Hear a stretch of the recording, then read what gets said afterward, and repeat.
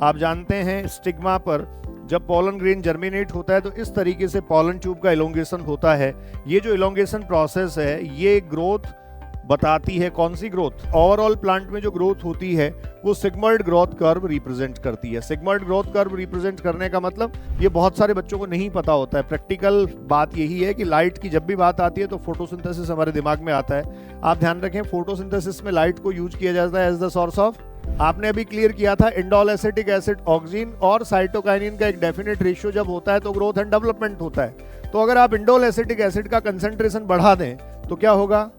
Hello students, नमस्कार। NEET UG 2025 के लिए रैपिड रिवीजन सीरीज का आज है प्लांट ग्रोथ एंड डेवलपमेंट। इससे पहले प्लांट फिजियोलॉजी का फोटोसिंथेसिस इन हायर प्लांट्स हमने डिस्कस किया था। तो आइए शुरू करते हैं प्लांट ग्रोथ एंड डेवलपमेंट। आप जानते हैं इसमें प्लांट की ग्रोथ और डेवलपमेंटल प्रोसेस को डिटेल में एक्सप्लेन किया गया है। कुछ प्लांट ग्रोथ रेगुलेटर और हार्मोन्स हैं। नीट यूजी की अगर बात की जाए तो कम से कम 3 to 4 क्वेश्चन इस पोर्शन से एग्जाम में आते हैं। तो सबसे पहले plant growth and developmental process में हम बेसिक्स को डिस्कस कर रहे हैं। प्लांट ग्रोथ एंड डेवलपमेंट क्या है? आप ये कहते हैं ग्रोथ जो है that is the twin characteristic feature of living organism.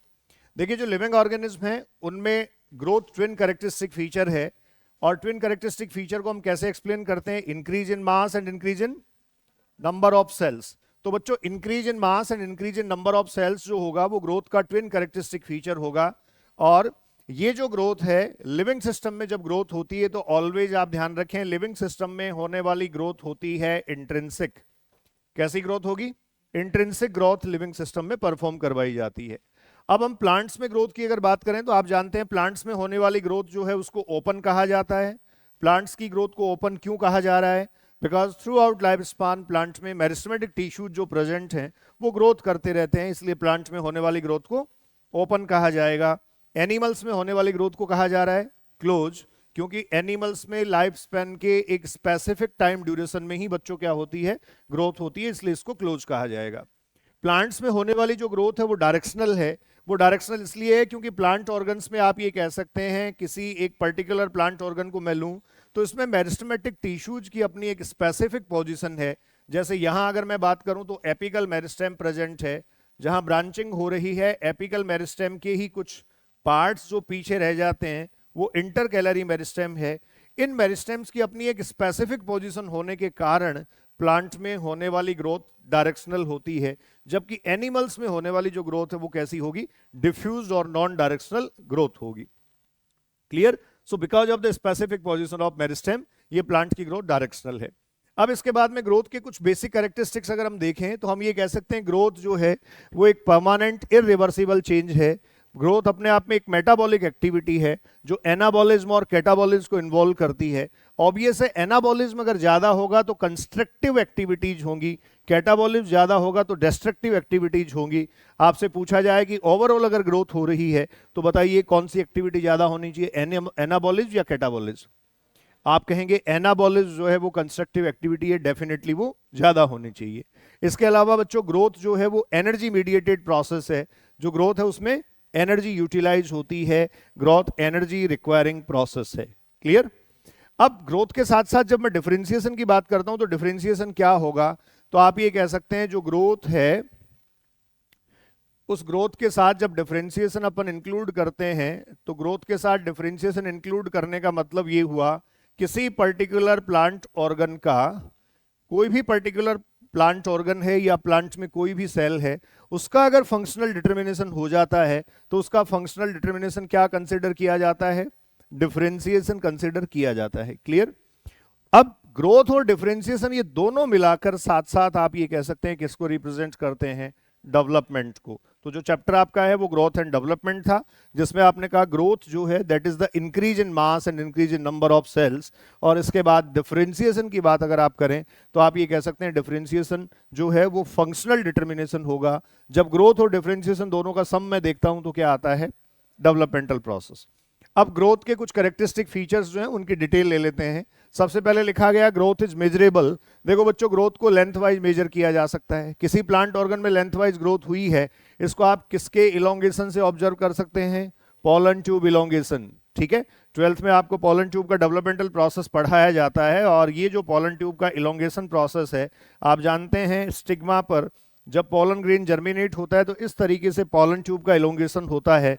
ये जो इलोंगेशन प्रोसेस है ये ग्रोथ बताती है, कौन सी growth? Length wise increase. Clear? इसके अलावा किसी प्लांट एक्सिस को आप ऑब्जर्व कर लीजिए, जैसे ये प्लांट एक्सिस है, इस प्लांट एक्सिस में जो इलोंगेशन है वो भी कैसा है? Length wise increase.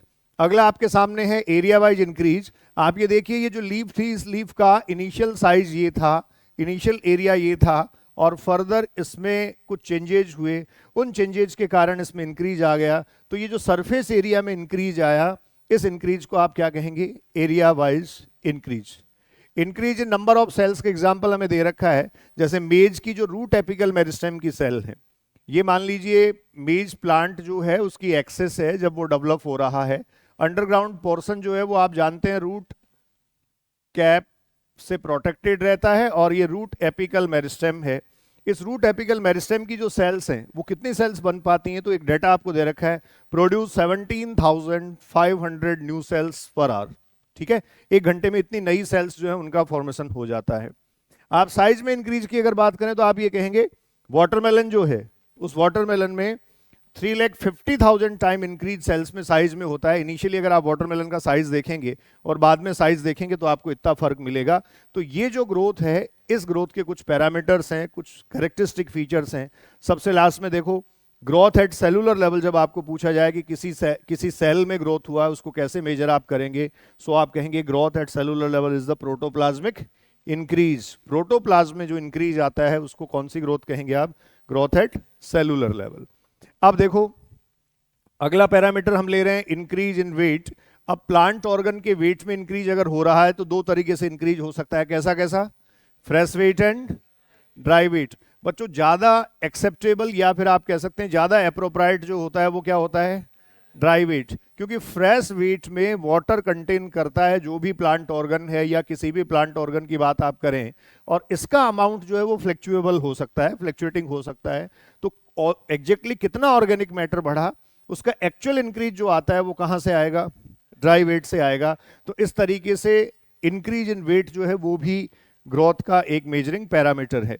आपको एनसीईआरटी में लिख के दिया है जो मेरिस्टेमेटिक टिश्यू हैं उसमें abundance of plasmodesmatal connections present होंगे। प्लाज्मोडेस्मेटल कनेक्शंस होने का मतलब आप जानते हैं वो जो सेल्स हैं वो साइटोप्लाज्मिक कनेक्शंस में रहती हैं। जैसे आप ये कहें किसी एक टिश्यू में इस तरीके से ये जो सेल्स प्रेजेंट हैं, इन सेल्स को अगर आप देखेंगे तो इनके बीच में प्रोटोप्लाज्मिक कनेक्शन है, मतलब इनका जो साइटोप्लाज्म है वो आपस में कनेक्टेड है, और उसका कारण है इनके बीच में कौन से कनेक्शंस प्रेजेंट होना? प्लाज्मोडेस्मेटल कनेक्शंस होना। और ये प्लाज्मोडेस्मेटल कनेक्शंस मेरिस्टेम्स जो हैं या मेरिस्टेमेटिक टिश्यू जो सबसे पहले बनते हैं उनमें भी होता है। क्लियर? अब मेरिस्टेमेटिक टिश्यू जो है उसको ही हम डिफाइन करने के लिए ये ले रहे हैं फेजेज ऑफ ग्रोथ। ये आपका टॉपिक है वहां का। ग्रोथ के कौन से फेजेज हैं? कहा गया है principally categorised into meristematic phase, elongation phase and maturation phase. ये तीन ही फेजेज होती हैं। ये 3 फेजेज है, meristematic phase, elongation phase and maturation phase. देखिए ये प्लांट एक्सिस है, इस एक्सिस में इस टॉप पे यहाँ इस अपेक्स पे जो मेरिस्टेमेटिक टिश्यू प्रेजेंट हैं वो मेरिस्टेमेटिक टिश्यू इसमें एपिकल ग्रोथ करवाएंगे। तो यहाँ सैम और रैम इस तरीके से 2 वर्ड्स मेंशन किए गए हैं। इसको आप कहेंगे सूट एपिकल मेरिस्टेम और इसको आप कह देंगे रूट एपिकल मेरिस्टेम। तो सूट एपिकल मेरिस्टेम और रूट एपिकल मेरिस्टेम जो है वो यहाँ कंसीडर किए गए हैं। ये जो दोनों मेरिस्टेम हैं ये प्लांट एक्सिस में मेरिस्टेमेटिक टिश्यू हैं, और ये मेरिस्टेमेटिक फेज में जब सेल्स प्रेजेंट होती हैं तो उनका कैरेक्टर है आइसोडायमेट्रिक होंगी, इसका मतलब सिमिलर साइज की होंगी। इनमें डेंस साइटोप्लाज्म होगा, प्रोमिनेंट न्यूक्लियस होगा, और इनकी मेटाबॉलिक एक्टिविटी क्या होगी? हाई। अगर सेल वॉल की मैं बात करूं तो इनकी सेल वॉल क्या होगी? थिन। आप पीछे भी डिस्कस कर चुके, प्लाज्मोडेस्मेटल कनेक्शंस क्या होंगे? हाई। सेकंड फेज पे आते हैं, मेरिस्टेमेटिक फेज के बाद इलोंगेशन फेज। बच्चों इलोंगेशन फेज जो होता है इसमें क्या होगा? इस सेल में आपने कहा एनलार्जमेंट आया। क्या आया? सेल जब एनलार्ज हुई तो देखो पहले जो सेल्स आप देख रहे थे इस सेल में ये न्यूक्लियस प्रेजेंट था, और प्रोमिनेंट न्यूक्लियस के साथ साथ यहां डेंस साइटोप्लाज्म प्रेजेंट था। क्लियर?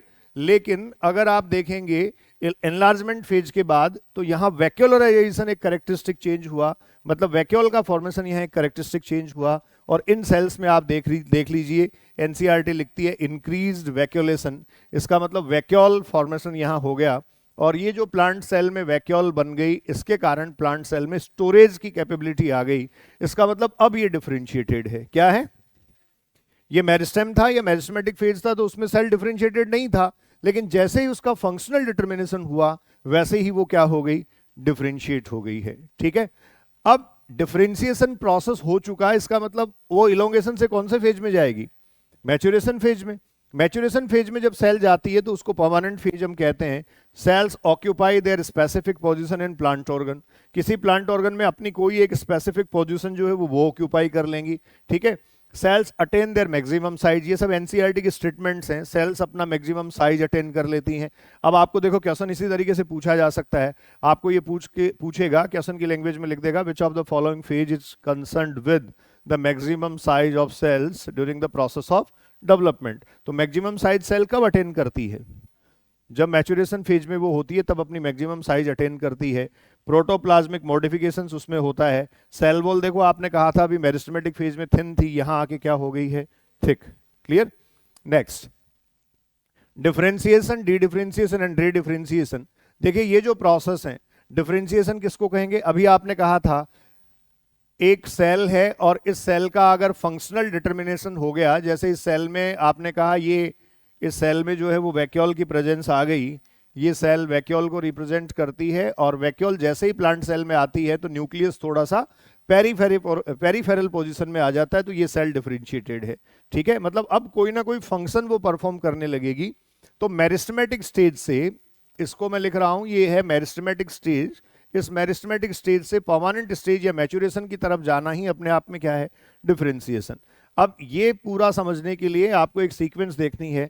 सबसे पहले मैंने देखो यहां लिखा है प्रोमेरिस्टेम। प्रोमेरिस्टेम कौन से स्टेज का मेरिस्टेम है? एम्ब्रियोनिक स्टेज का मेरिस्टेम है। इसमें डिवीजन होगा। सबसे पहली एक्टिविटी बच्चों यही है, इसमें अगर डिवीजन होता है तो प्राइमरी मेरिस्टेमेटिक टिश्यू बनते हैं। कौन से टिश्यू?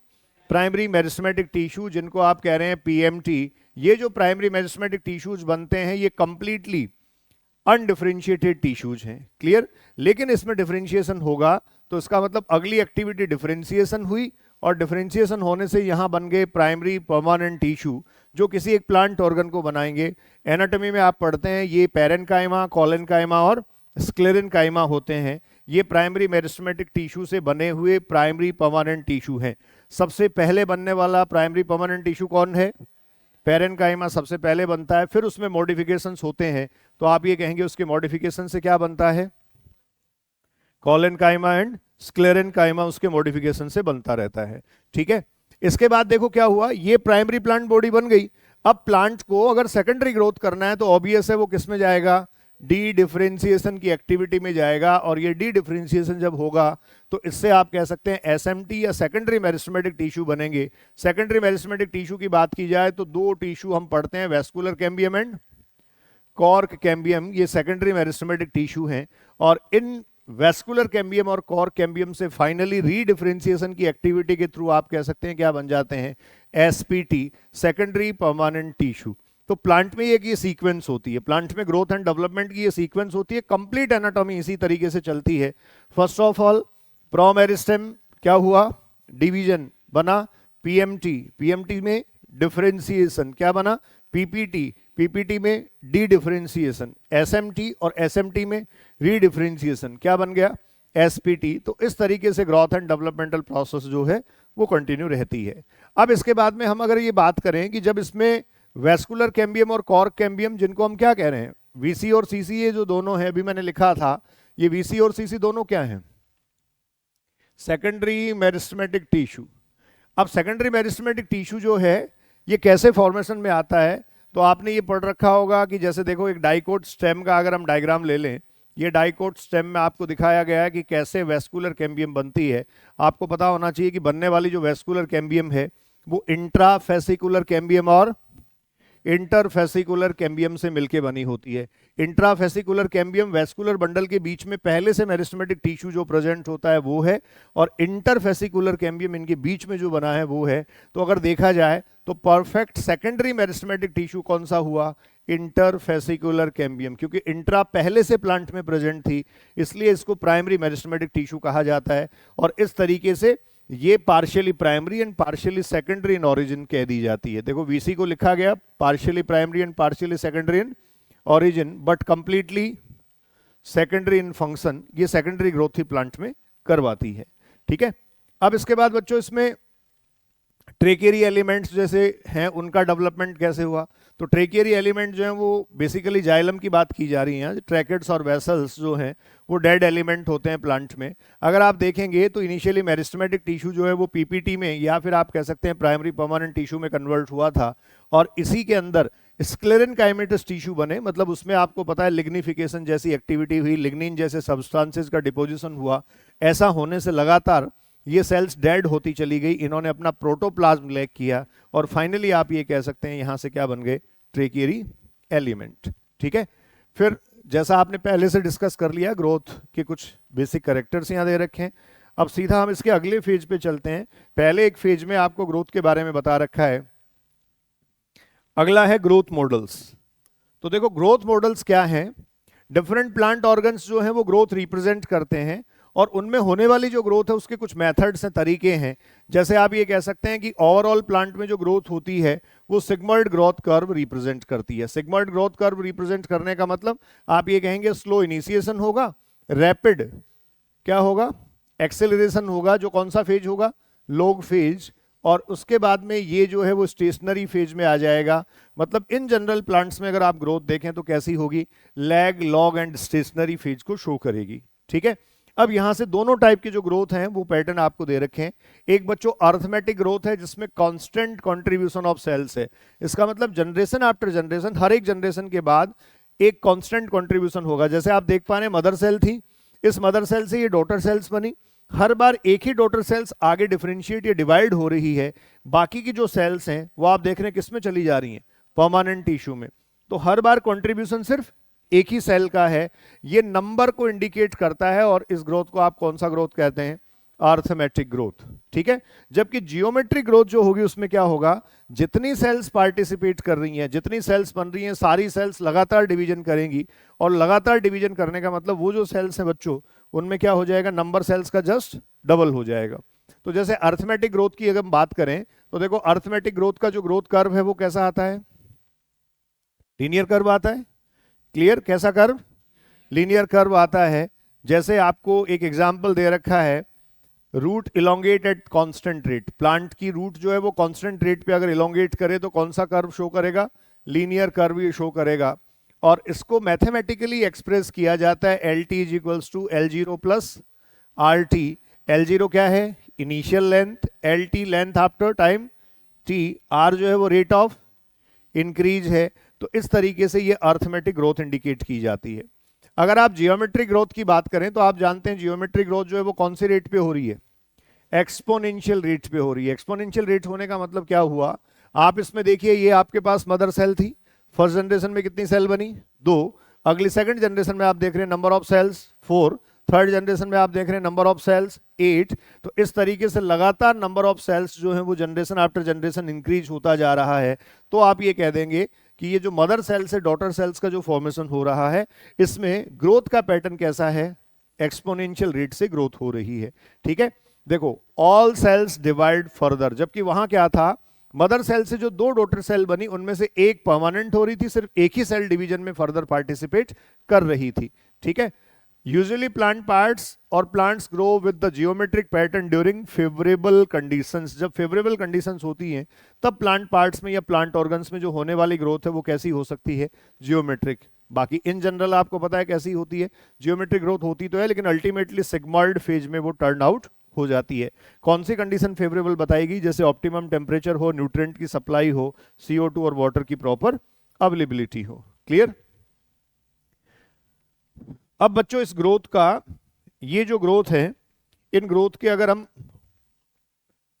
कर्व देखें, ये आपके सामने सिग्मॉइड ग्रोथ कर्व है। आप देख रहे हैं स्लो इनिशिएशन हुआ, टाइम के साथ weight of the plant organ जो है उसको क्या किया गया, प्लॉट किया गया है। आप अगर देखेंगे टाइम के साथ जो प्लॉट है उसमें सबसे पहले स्लो इनिशिएशन है। स्लो इनिशिएशन कौन सा फेज होगा, लैग फेज। उसके बाद रैपिड एक्सेलरेशन मतलब पॉजिटिव एक्सेलरेशन हो गया, एक्सपोनेंशियल रेट से ग्रोथ हो रही है इस फेज में, कौन सा फेज होगा, लॉग फेज। उसके बाद नेगेटिव एक्सेलरेशन हुआ, इसका मतलब जो ग्रोथ चल रहा था पहले से उसके कंपैरेटिवली रेट कम हो गया, और ये जो है ये नेगेटिव एक्सेलरेशन क्या कह दिया गया, स्टेशनरी फेज। नेगेटिव एक्सेलरेशन के बाद ये किस में चला गया, स्टेशनरी फेज में। तो ये सिग्मॉइड ग्रोथ कर्व जो है, ये सिग्मॉइड ग्रोथ कर्व क्या कहे जाएंगे, स्टेशनरी फेज के कर्व और सिग्मॉइड ग्रोथ कर्व कहे जाएंगे। ये जियोमेट्रिक पैटर्न में मिलेंगे आपको। एक्सपोनेंशियल रेट से जब ग्रोथ होती है तो एक पॉसिबिलिटी ये भी हो सकती है, ये आपको 12th क्लास में इकोलॉजी में दे रखा है, लैग के बाद लॉग फेज में एंट्री हुई और लॉग के बाद लगातार आप ये कह सकते हैं वो एक्सेलरेट ही होता जाएगा, लेकिन नेचुरली ये पॉसिबल नहीं है। कहीं ना कहीं ग्रोथ को क्या होना पड़ेगा, स्टेबल होना पड़ेगा, स्टेशनरी फेज में आना पड़ेगा। तो प्लांट्स विद सीजनल एक्टिविटीज, ये आपसे क्वेश्चन पूछा गया है एनसीईआरटी में, आप कहेंगे प्लांट्स विद सीजनल एक्टिविटी कौन सी ग्रोथ कर्व शो करेंगे, सिग्मॉइड ग्रोथ कर्व शो करेंगे।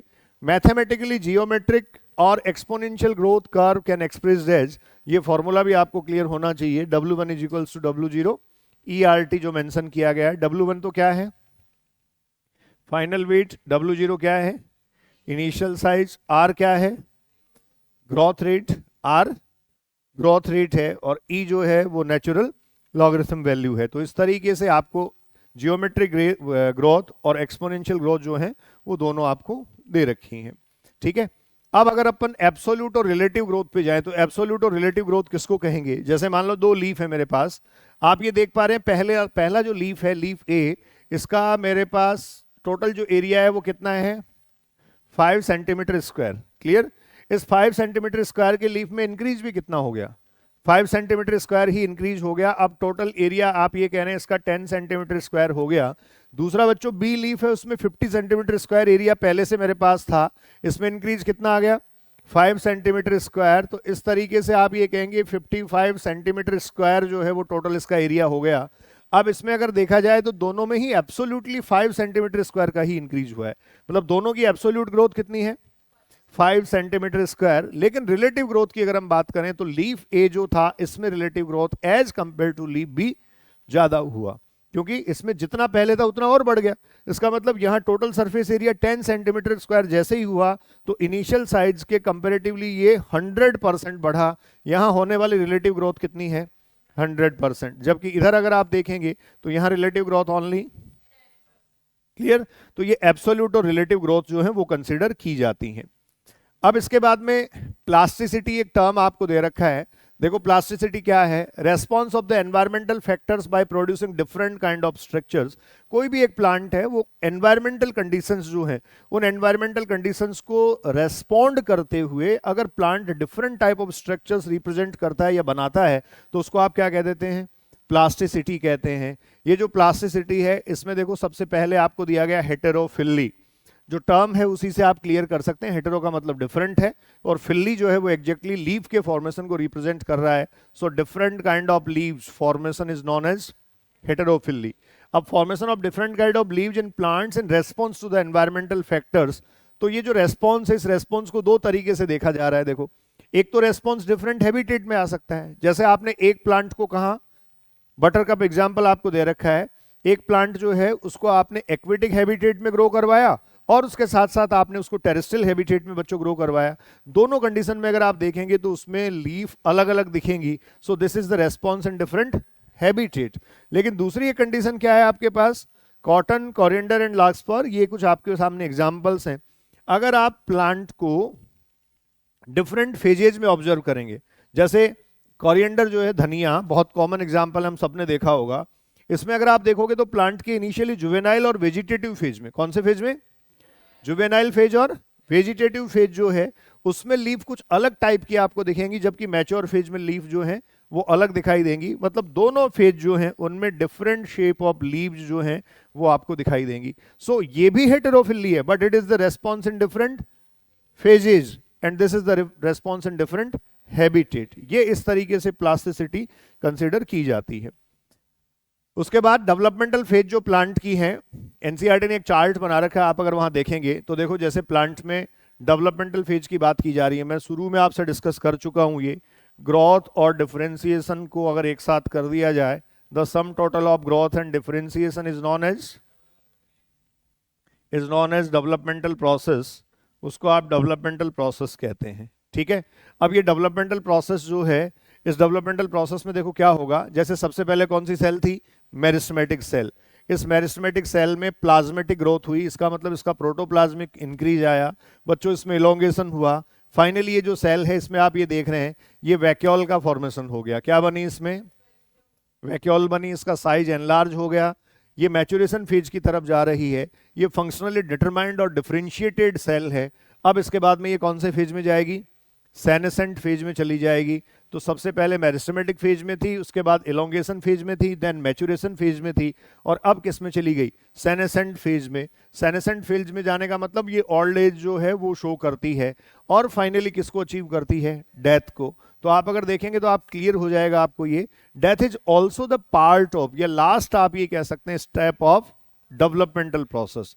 डेवलपमेंटल प्रोसेस का आखिरी स्टेप क्या है, डेथ है। ठीक है, तो इस तरीके से ये प्लांट में या प्लांट में डिफरेंट डिफरेंट फेजेज को इंडिकेट करते हुए आपको ये बता रखा है कि डेवलपमेंटल प्रोसेस प्लांट में कैसे होता है। ठीक है, conditions for growth and development, एक पैराग्राफ दे रखा है एनसीईआरटी में। ग्रोथ एंड डेवलपमेंट के लिए कौन सी कंडीशंस होती हैं, तो देखो ग्रोथ एंड डेवलपमेंट दो टाइप के factor, two type of factors के थ्रू रेगुलेट होता है। एक एक्सट्रिंसिक फैक्टर होंगे, दूसरा इंट्रिंसिक फैक्टर होंगे। एक्सट्रिंसिक फैक्टर्स जो होंगे वो एनवायरमेंटल फैक्टर्स हैं, लाइट, टेम्परेचर, ऑक्सीजन, वाटर और न्यूट्रिएंट्स, ये सारे जो फैक्टर्स हैं वो आप जानते हैं एक्सट्रिंसिक फैक्टर्स हैं। और इनमें आपको बताया गया है एनवायरमेंटल सिग्नल्स कहे जाते हैं, ग्रेविटी और लाइट। एनवायरमेंटल सिग्नल किस किस को कहा जाता है, लाइट के साथ ग्रेविटी को। इन दोनों को क्यों कहा जाता है, क्योंकि इन कोई भी प्लांट ऑर्गन अगर आप देखेंगे तो वो लाइट और ग्रेविटी को रेस्पॉन्ड करता है, उसके अकॉर्डिंग रेस्पॉन्स वो देता है।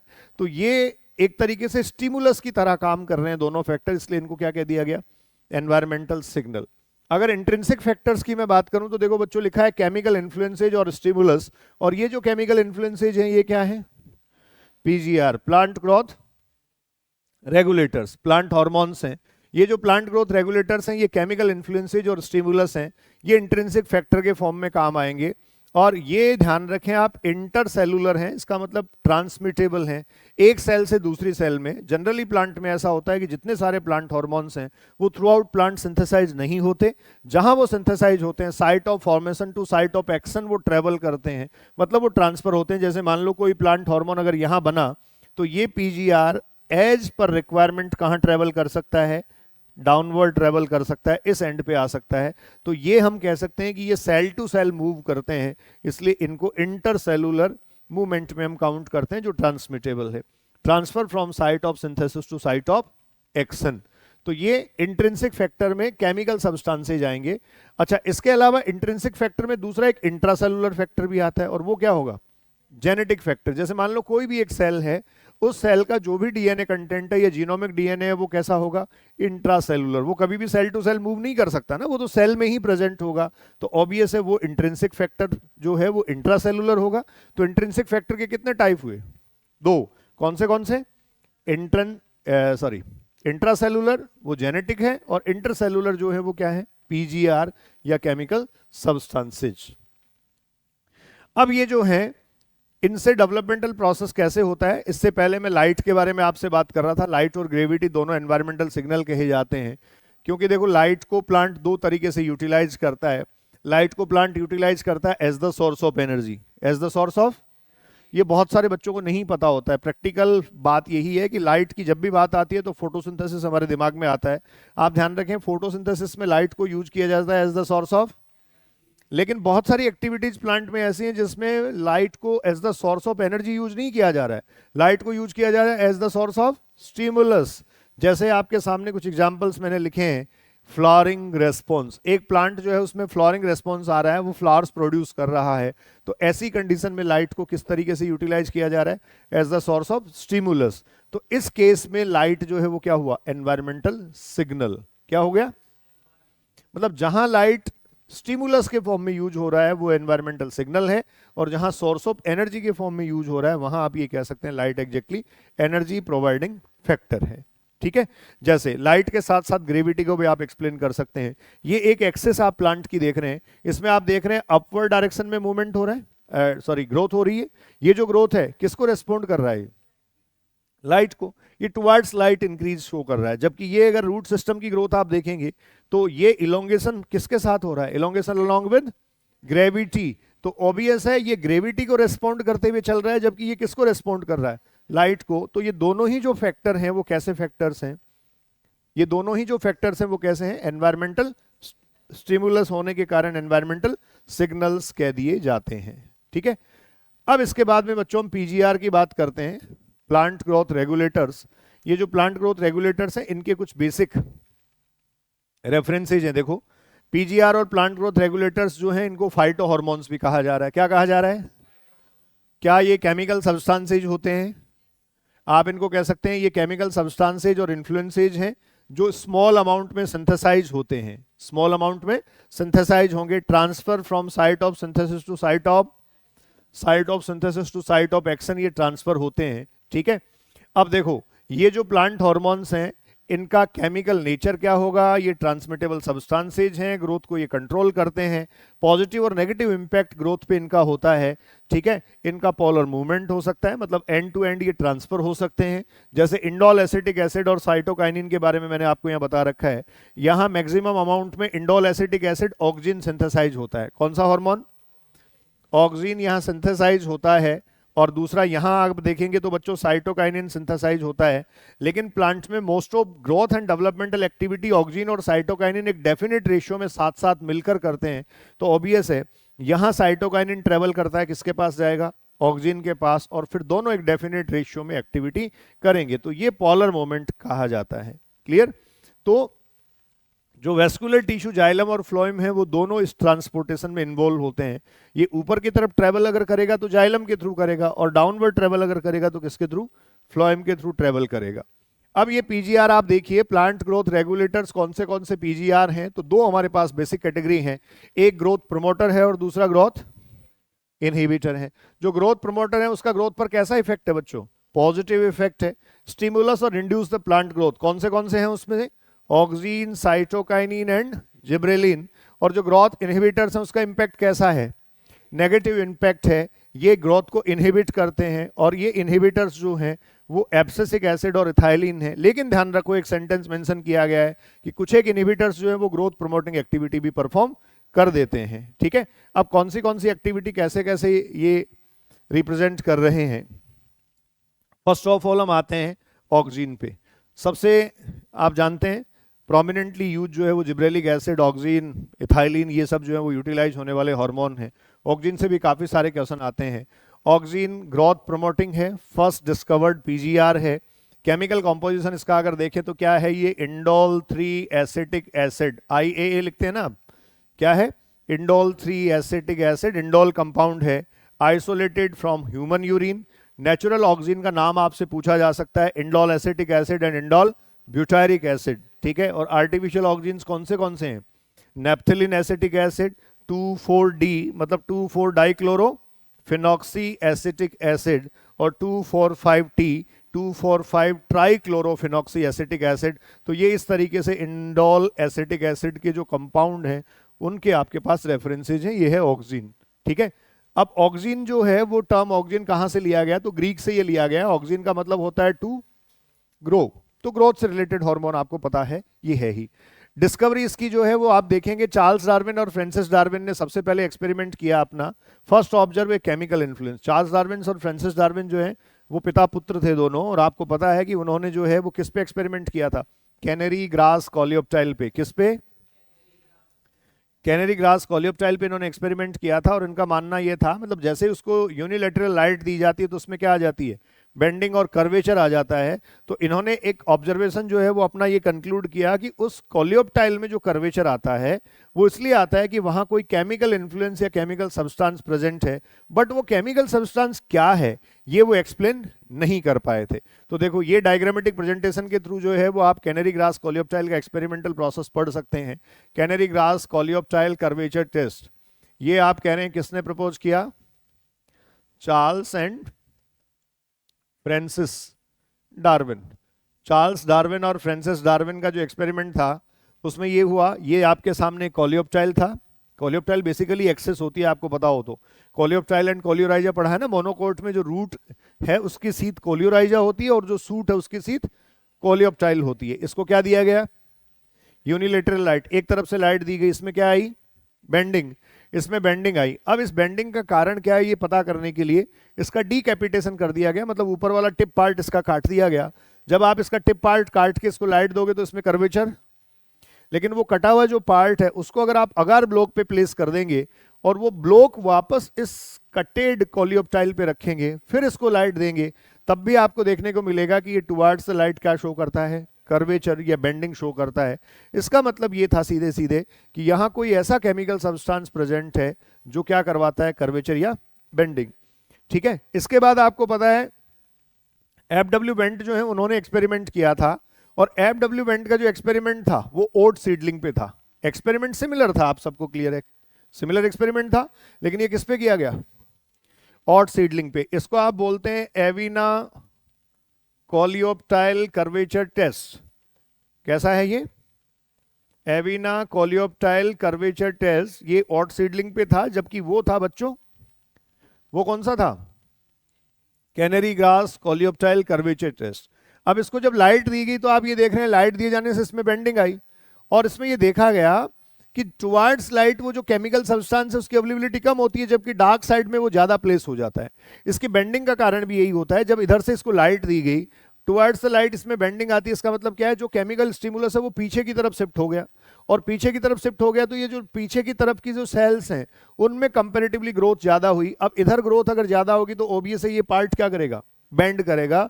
तो इसकी बेंडिंग का कारण वो केमिकल इन्फ्लुएंस था, और इसी केमिकल इन्फ्लुएंस को कहा गया ऑक्सिन फर्दर। और ये जो ऑक्सिन है ये क्या है? फोटो सेंसिटिव है। तो एक तरीके से quantitative determination and isolation of auxin किसके थ्रू किया गया?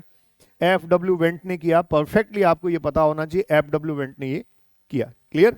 ऑक्सिन का बायो एसे जो है वो इसीलिए लिखा जाता है एविना कोलियोप्टाइल कर्वेचर टेस्ट। उसके थ्रू हम ऑक्सिन का बायो एसे जो है वो डिटेक्ट कर सकते हैं, या ऑक्सिन की जो ग्रोथ एंड डेवलपमेंटल प्रोसेस में जो रोल है उसका जो सिग्निफिकेंट रोल है उसको हम ऑब्जर्व कर सकते हैं। अब इसके फिजियोलॉजिकल इफेक्ट, ये क्या क्या इफेक्ट शो करता है? सबसे पहले आप कहेंगे एपिकल डोमिनेंस।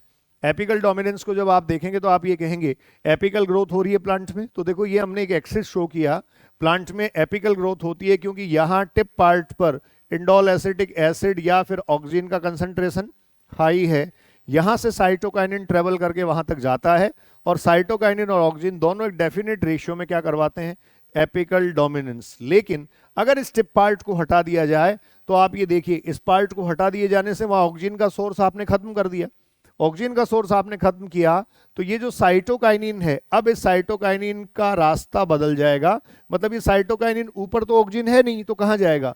लेटरल पोजीशन में, जहां ऑक्सिन प्रेजेंट है वहां जाएगा लेटरल ब्रांचेज की तरफ, और ये कौन सी ग्रोथ करने लग जाएगा? Lateral growth. तो ये एपिकल डोमिनेंस कैसे आता है और एपिकल डोमिनेंस से ओवरकम कैसे करवाया जाता है, ये दोनों बातें आपको क्लियर होनी चाहिए। Cytokinin help to overcome from apical dominance. कहां कहां इसको यूज किया जाता है? ये दोनों एनसीईआरटी के रेफरेंस है बच्चों, hedge making and tea plantation, ये दोनों एनसीईआरटी के रेफरेंस हैं। एक एक फिजियोलॉजिकल इफेक्ट आपको यहाँ डिटेल में मिलेगा। इसके बाद रूटिंग ऑन स्टेम कटिंग, जो स्टेम कटिंग है उस पर रूट्स का फॉर्मेशन करवाया जा सकता है बाय स्प्रेइंग ऑक्सिन। ऑक्सिन को स्प्रे करके आप ऐसा करवा सकते हैं। इस प्रोसेस को आप मॉर्फोजेनेसिस भी बोलते हैं, जिसमें नई मॉर्फोलॉजिकल स्ट्रक्चर्स का क्या हो जाता है? फॉर्मेशन।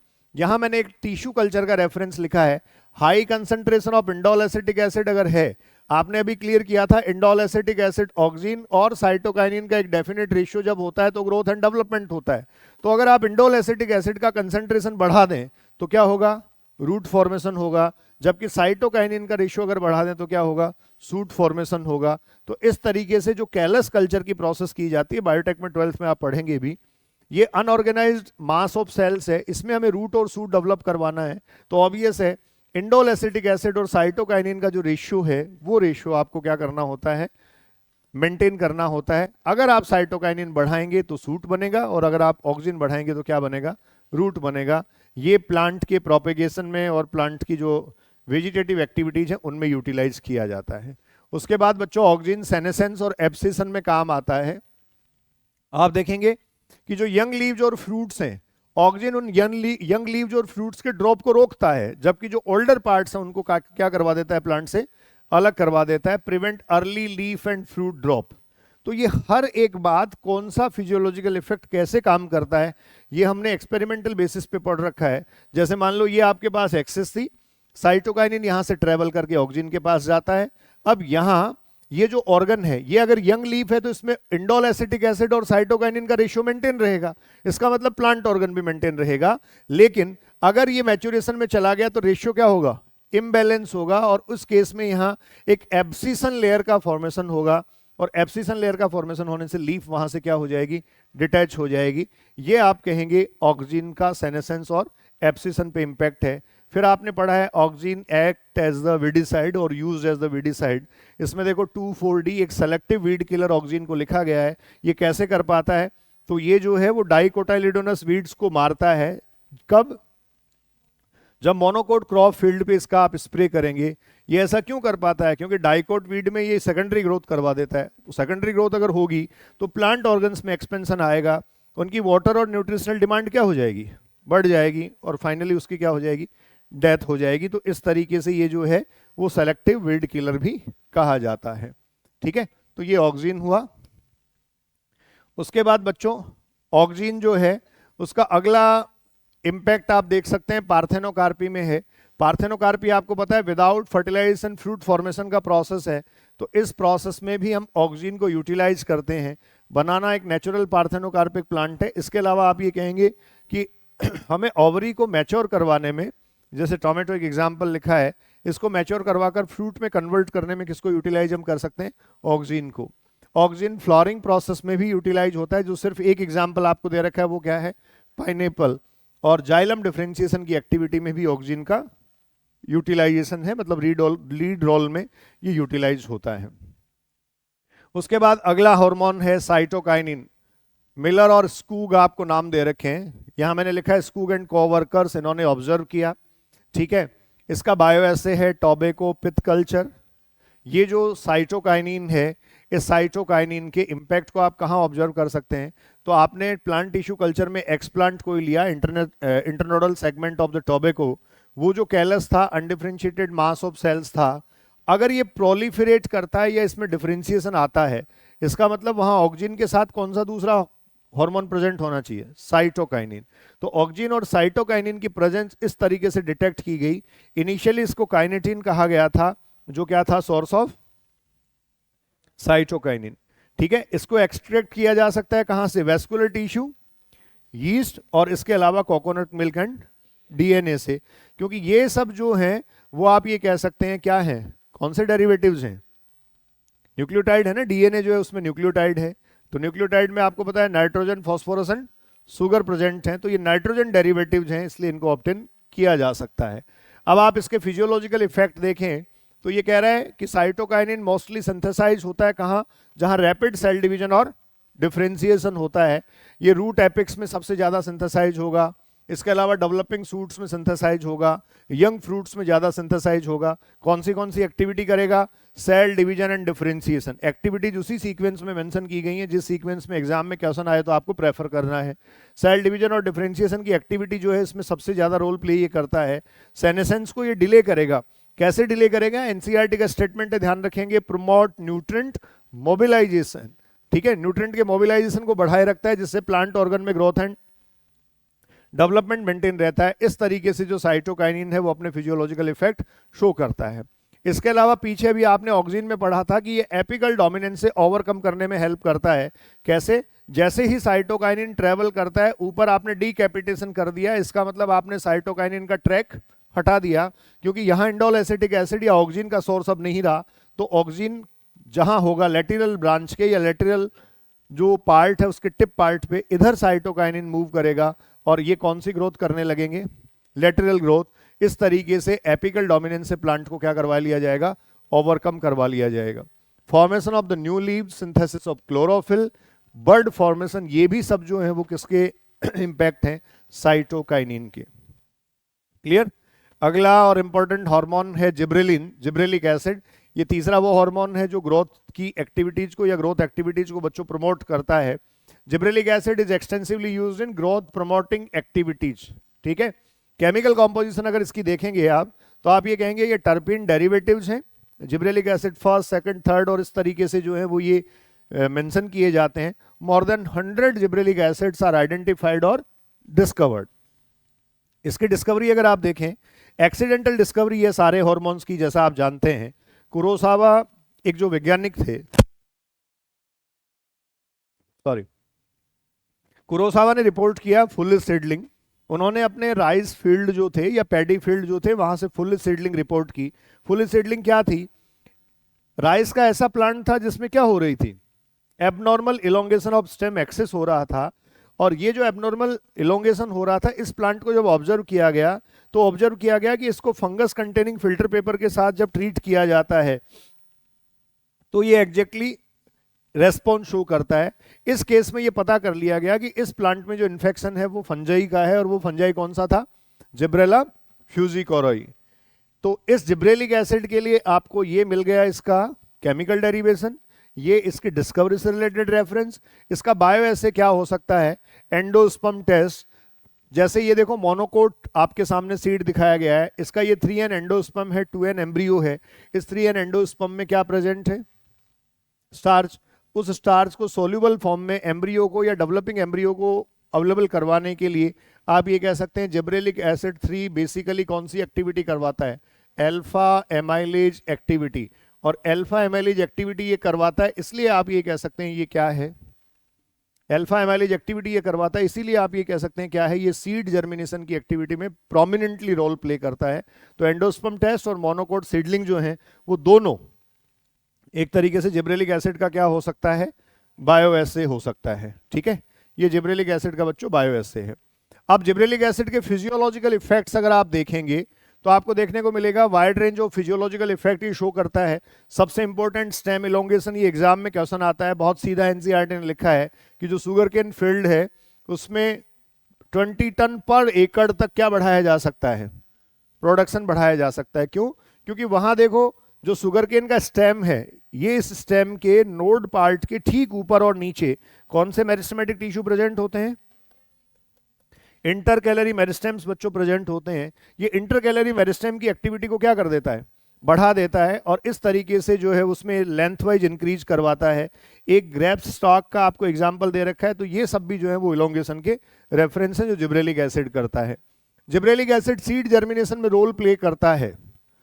ठीक है, सीड डॉर्मेंसी को ब्रेक करता है। आपने अभी कहा था अल्फा एमाइलेज एक्टिविटी करता है, तो सीड के जर्मिनेशन को क्या कर देगा? प्रमोट कर देगा। ये फ्लावरिंग रेस्पॉन्स भी प्लांट में लाता है। कैसे लाएगा? अर्ली सीड प्रोडक्शन कैसे करवाएगा? तो आप ये कहेंगे प्लांट की वेजिटेटिव फेज को तो क्या कर देगा? छोटा कर देता है, और जल्दी इंट्रोड्यूस किसको करवा देता है? रिप्रोडक्टिव फेज को। Early introduction of reproductive phase. ठीक है, ये डिटेल क्लास में आपने सारी चीजें पढ़ रखी हैं और वहां से ही ये आपको ज्यादा अच्छे क्लियर हो पाती हैं। बॉल्टिंग इफेक्ट देखो, ये भी एक इंपॉर्टेंट इंपैक्ट है। बॉल्टिंग इफेक्ट जिब्रेलिक एसिड शो करता है, जिसमें एक्सेस जो है वो इलोंगेट जब होती है तो रोजेट हैबिट के जो प्लांट्स हैं, जैसे कैबेज एक एग्जांपल आपको दे रखा है, इसमें क्या होगा? सरफेस से ऊपर जो है वो प्लांट ग्रो करता है, मतलब एक्सेस जो है वो उसका इलोंगेशन होता है सरफेस से ऊपर। इसको बोल्टिंग इफेक्ट आप कहते हैं। एग्जाम्पल्स आपको ध्यान रखने हैं, कैबेज में और बीट रूट में ये इस तरीके से परफॉर्म होता है। माल्टिंग प्रोसेस ये फर्मेंटेशन से भी कोरिलेट करती है। माल्टिंग प्रोसेस में जिब्रेलिक एसिड को यूज किया जाता है, और माल्टिंग प्रोसेस को जिब्रेलिक एसिड स्पीड अप कर देता है। ब्रेविंग इंडस्ट्री, जैसे आप जानते हैं ना, अल्कोहलिक बेवरेज सब्सटेंस बनाए जाने के लिए किसको काम में लिया जा रहा है?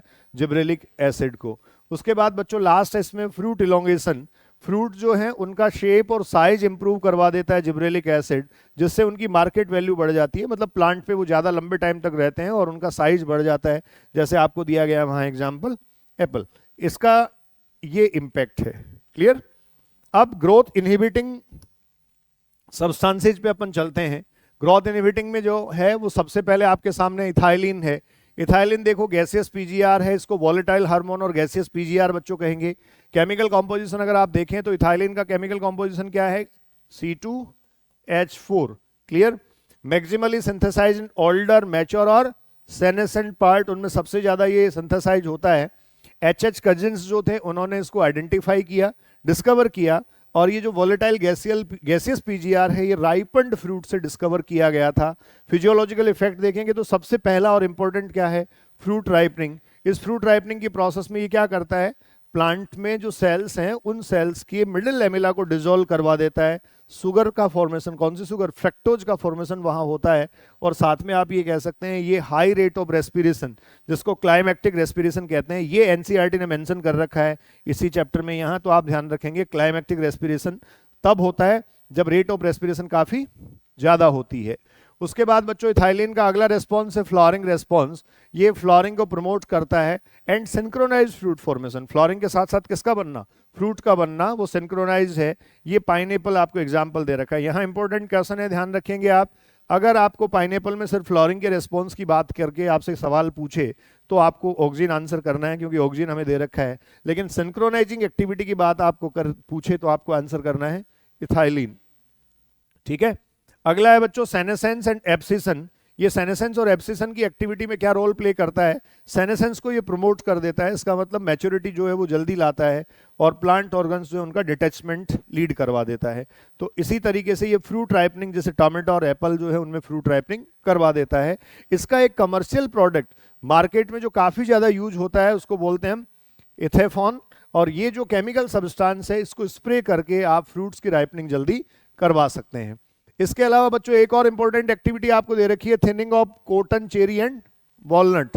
तो इसमें आप ध्यान रखेंगे क्या किया जाएगा, क्वालिटेटिव प्रोडक्शन इंप्रूव करने के लिए वो जो कॉटन है उसकी बहुत सारी बर्ड्स या कुछ बर्ड्स हटा दी जाती हैं, रिमूव कर दी जाती हैं, जिससे जो बाकी की बची हुई बर्ड्स हैं वो एक अच्छा शेप ले सकें, उनकी प्रोडक्टिविटी ज़्यादा अच्छी आ सके। इसके लिए आप ये कह सकते हैं इन प्लांट्स में क्या करवाई जाती है, थिनिंग प्रोसेस। क्लियर। उसके बाद है ये रूट फॉर्मेशन को प्रमोट करता है, स्पेसिफिकली रूट हेयर्स का फॉर्मेशन जो है उस पर अगर क्वेश्चन आए तो आपको बताना है रूट हेयर्स के फॉर्मेशन की प्रोसेस को ये प्रमोट करता है कौन, इथाइलिन। ठीक है, इथाइलिन रूट हेयर के फॉर्मेशन को प्रमोट करता है। एक ट्रिपल रेस्पॉन्स दे रखा है इथाइलिन का, जिसमें डाइकोट सीडलिंग में अगर आप देखेंगे हॉरिजॉन्टल ग्रोथ मिलेगी, स्वेलिंग ऑफ द एक्सेस मिलेगी एंड एपिकल हुक फॉर्मेशन मिलेगा। इसको हम क्या कहते हैं, ट्रिपल रेस्पॉन्स। इसके बाद लास्ट है ethylene in germination and dormancy. Ethylene जो है वो सीड जर्मिनेशन और डॉर्मेंसी में रोल प्ले करता है। सीड और बड डॉर्मेंसी को ये प्रमोट करता है, जैसे पीनट सीड आप देख सकते हैं। पोटैटो में स्प्राउटिंग ये जो है वो क्या करता है, रोकता है। और मैलिक हाइड्रोजाइड जो ऑक्सीजन का है ये प्रमोट करता है। तो इसी को हम कौन सा इफेक्ट कह रहे हैं, एंटागोनिस्टिक, एक दूसरे के अगेंस्ट ही एक्टिविटी करते हैं। ठीक है, तो इस तरीके से ये हुआ इथाइलिन। सबसे लास्ट है बच्चों एब्सिसिक एसिड। एब्सिसिक एसिड जो है वो भी आपको पता है ग्रोथ इनहिबिटिंग हार्मोन है। ये कैरोटिनॉइड्स के डेरिवेटिव हैं, popularly known for the abscission and dormancy. Abscission और डॉर्मेंसी के लिए जाना जाता है, इसीलिए नाम क्या रखा गया, एब्सिसिक एसिड रखा गया। इसकी जो डिस्कवरी है उसमें आपको दिया गया 3 inhibitors reported separately, abscission second inhibitor B and dormin. ये जो हैं इनको केमिकली आइडेंटिफाई जब किया गया तो ये सिमिलर थे and these all are considered as ABA, abscisic acid. Physiological effects की अगर हम बात करें तो आप ये कहेंगे ये एब्सिसन और डॉर्मेंसी को प्रमोट करता है और जर्मिनेशन को क्या कर देता है, रोक देता है। कैसे कर पाएगा, क्योंकि abscisic acid generally inhibitor hormone तो है ही। आप देखेंगे मोस्ट ऑफ एक्टिविटी में ये एंटागोनिस्टिक मिलेगा, क्योंकि जैसे जिब्रेलिक एसिड में एक एग्जांपल ले लूं, वो जर्मिनेशन को प्रमोट करता है, ये जर्मिनेशन को रोकता है। तो इनहिबिटरी एक्टिविटी हो गई, इसलिए एंटागोनिस्टिक लिखा जाता है, एक दूसरे के अगेंस्ट या खिलाफ एक्टिविटी। उसके बाद सबसे इंपॉर्टेंट क्वेश्चन इस पे बनता है जो एग्जाम में आ सकता है, पहले भी कई बार पूछा गया, स्ट्रेस हार्मोन। ये क्या करेगा, प्रमोट और induce stomatal closure during water stress. जब प्लांट के आसपास पानी की कमी है तो स्टोमेटा को बंद करवा देता है। तो ये कौन सा हार्मोन हुआ, स्ट्रेस हार्मोन। प्लांट को उस केस में ये बचाता है। हाई CO2 कंसंट्रेशन होने पर भी आप कहेंगे एब्सिसिक एसिड की क्वांटिटी बढ़ जाती है, इसलिए एब्सिसिक एसिड जो है वो डेसिकेशन, ड्राई वाली कंडीशंस और जो ड्राउट कंडीशंस हैं उनमें भी प्लांट को क्या कर लेता है, प्रिवेंट कर लेता है। तो इस तरीके से इन अनफेवरेबल कंडीशंस में प्लांट की ग्रोथ को मेंटेन रखने वाला हार्मोन है। ठीक है, तो ये था बच्चों प्लांट ग्रोथ एंड डेवलपमेंट का रैपिड रिवीजन, जिसमें हमने कंप्लीट एनसीईआरटी के साथ साथ सारे हार्मोन्स और उनसे रिलेटेड कुछ स्पेसिफिक क्वेश्चंस डिस्कस किए। Thank you.